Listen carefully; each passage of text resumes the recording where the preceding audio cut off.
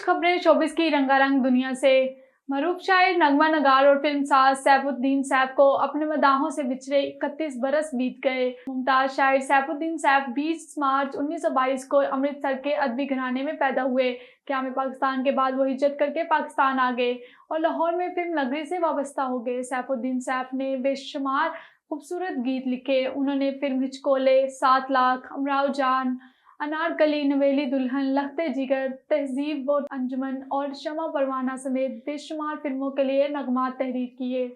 Pakistani drama industry की मारूफ अदाकारा इकरा अजीज को शोहर यासिर हुसैन के हमरा डांस करना महंगा पड़ गया। अदाकारा इकरा अजीज इन दिनों शोहर यासिर हुसैन के हमरा बैरून मुल्क छुट्टियां गुजार रही हैं, जहां वो सैर व तफरीह से महजूज हो रही हैं।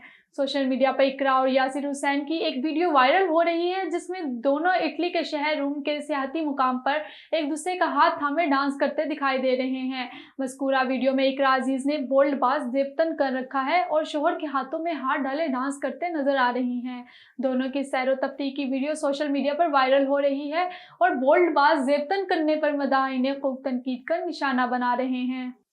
बॉलीवुड अदाकार इमरान हाशमी ने अवार्ड शोज को बेकार कहने पर कंगना रनावत को तनकीद का निशाना बनाया है।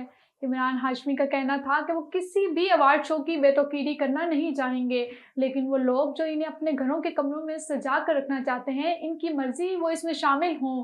वाजिया रहे कि कंगना रनावत अवार्ड शोज में शिरकत के हवाले से तनकीद करती रहती हैं। इनका कहना है कि वो शोज में शिरकत नहीं करती क्योंकि ये सब TRPs हैं। जहां एक अदाकार परफॉर्म करता है, इसके बाद इसे एक अवार्ड मिलता है।